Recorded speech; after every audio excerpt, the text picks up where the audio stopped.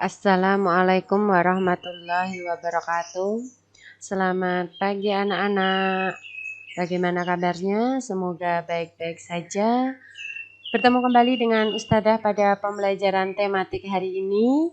Pada kesempatan hari ini kita masih di tema yang ketiga di penghujung akhir subtema 2 yaitu pada pembelajaran yang ke-6.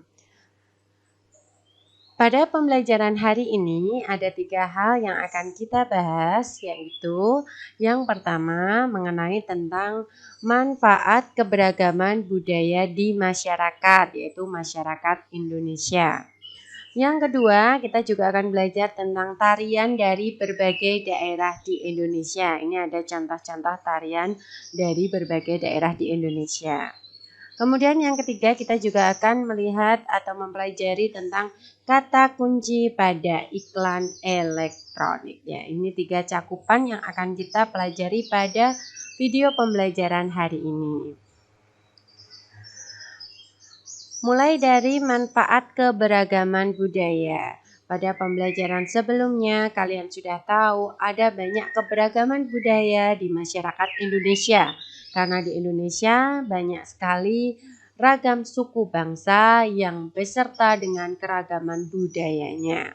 Nah, dari keberagaman budaya tersebut ternyata memberikan manfaat bagi bangsa Indonesia. Di antaranya, yang pertama adalah dapat mempererat tali persaudaraan karena kita sama-sama warga negara Indonesia.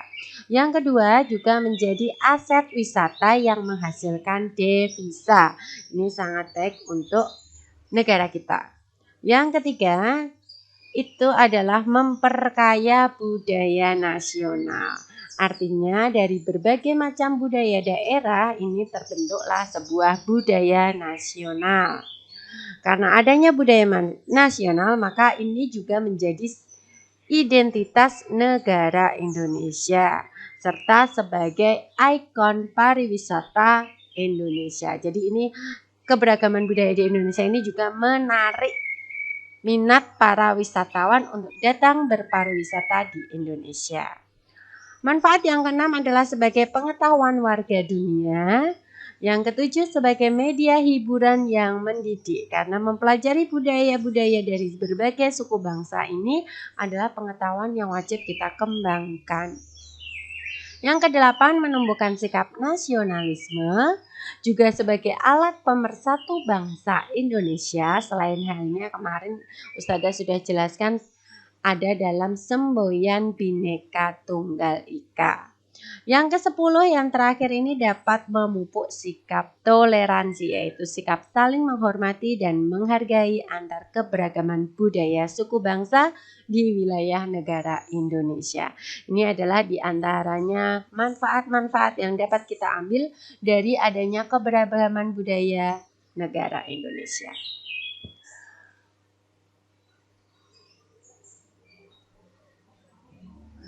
Nah, anak-anak coba perhatikan di sini ada sebuah teks bacaan yang terdiri dari 3 paragraf beserta gambar yang menunjukkan makna atau isi dari bacaan yang terkandung. Di situ judulnya adalah Bogor Siap Gelar Cap Gomeh. Artinya dari bacaan tersebut itu menjelaskan makna dari keberagaman budaya. Salah satunya adalah cap gomeh. Silakan kalian baca sendiri di buku paket kalian atau baca melewati video ini juga bisa. Di buku paket kalian juga ada. Jadi kalian harus tahu keberagaman apa yang ada dalam teks tersebut. Nah, ini adalah contoh bentuk keberagaman budaya masyarakat Indonesia yang patut kita hargai dan kita lestarikan. Banyak sekali keberagaman budaya Indonesia selain tadi yang ada di teks.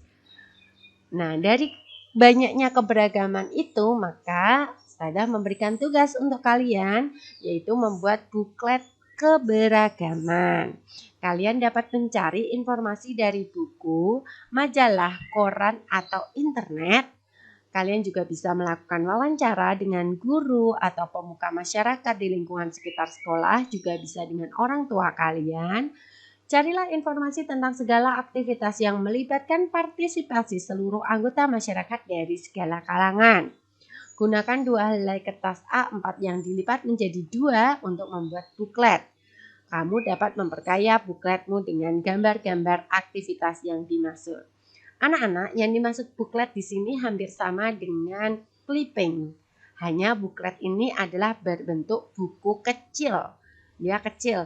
Kalau dalam kertas HVS atau A4 itu kalian tekuk jadi 2, dilipat jadi 2. Nah, lipatan 2 itu juga bisa dilipat lagi menjadi 2, jadi ada 4 bagian. Satu bagian inilah satu buklet.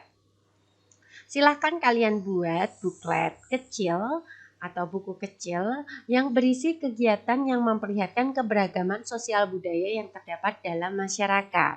Ustazah hanya memberi kalian 3 keberagaman saja. Jadi tidak usah banyak-banyak, hanya mencari 3 keberagaman saja. Bisa carinya di koran, majalah, buku, atau internet. Nah, silahkan tuliskan di buku buklet kalian masing-masing.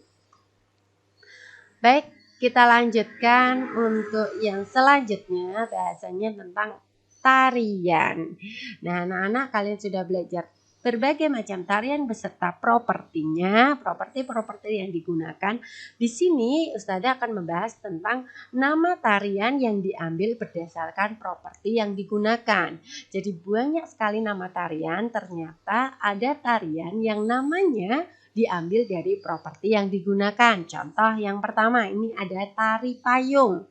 Tari payung yang berasal dari Sumatera Barat ini menggunakan properti payung. Maka secara lebih sederhananya disebut dengan tari payung. Begitu pula dengan tari piring yang juga dari Sumatera Barat. Ini menggunakan properti piring, disebut dengan tari piring. Ada juga tari luwung yang dari Jogja, ini menggunakan properti luwung atau tombak sebagai propertinya.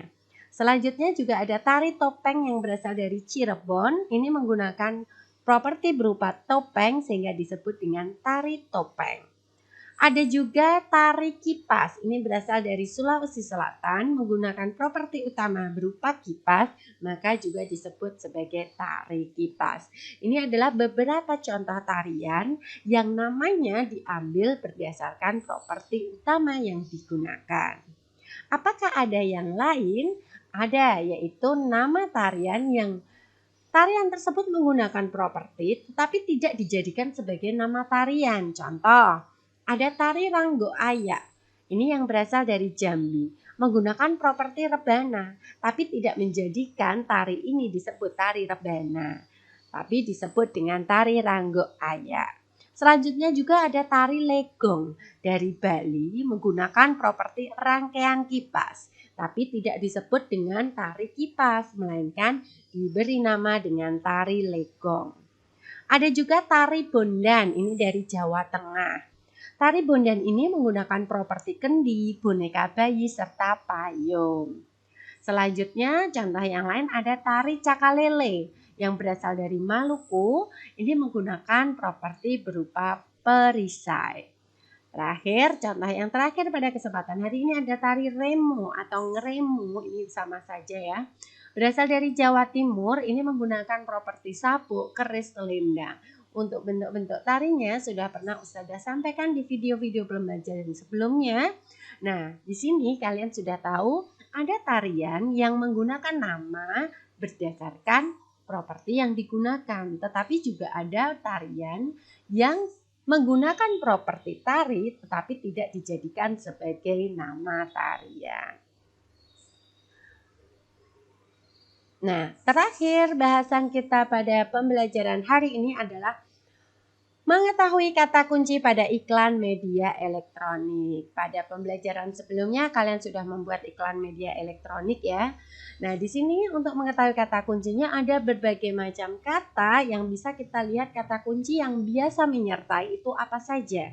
Ini ada contohnya. Yang pertama itu misalkan iklan mengenai makanan, ini bisa menggunakan kata kunci berupa bergizi, lezat, enak, tanpa bahan pengawet, isi lebih banyak, harga terjangkau.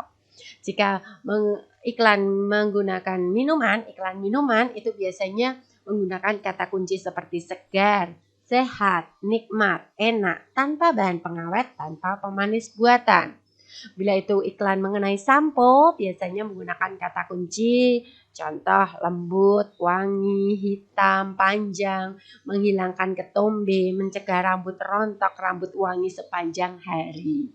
Bila itu adalah iklan mengenai deterjen, kata kunci yang biasa digunakan adalah hemat, lembut, wangi, menghilangkan noda, dan hadir dalam kemasan ekonomis.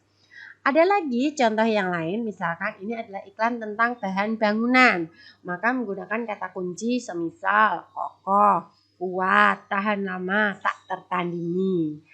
Jika ini adalah iklan tentang obat kecantikan, maka biasa digunakan kata kunci putih, bersinar, menghilangkan jerawat, kemasan ekonomis. Contoh yang lain, iklan obat sakit kepala, ini juga bisa menggunakan kata kunci ampuh, sakit kepala lewat, tidak menyebabkan kantuk.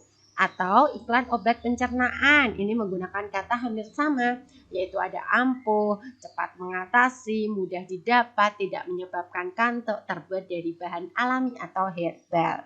Contoh yang terakhir ini jika iklan tentang pariwisata, maka biasa kata kuncinya ada harga terjangkau, mudah dicapai, fasilitas bagus, dan strategis. Ini adalah contoh-contoh kalimat iklan atau iklan yang mengenai produk tertentu beserta kata kunci yang biasa menyertai pada iklan tersebut. Kalian bisa menggunakannya saat kalian membuat iklan, baik itu media cetak maupun media elektronik. Nah, anak-anak, kita sampai pada penghujung pembelajaran hari ini. Ayo renungkan. Karena kita sudah sampai di pembelajaran yang ke-6, maka selama seminggu ini banyak aktivitas pembelajaran yang telah kamu lakukan. Buatlah tabel yang terdiri atas 2 kolom, tuliskan hal yang menarik dalam seminggu pada kolom pertama dan hal yang kurang menarik pada kolom yang kedua. Tuliskan idemu untuk membuat hal-hal yang kurang menarik menjadi lebih menarik. Kemudian, bekerja samalah dengan orang tua kalian di akhir minggu atau setelah mereka selesai bekerja, yaitu dengan membuat ringkasan singkat tentang hal-hal besar yang telah kamu pelajari dalam 1 minggu ini. Gunakan ringkasan tersebut untuk membantumu mengingat kembali apa yang telah kamu pelajari sebelumnya pada subtema yang kedua ini.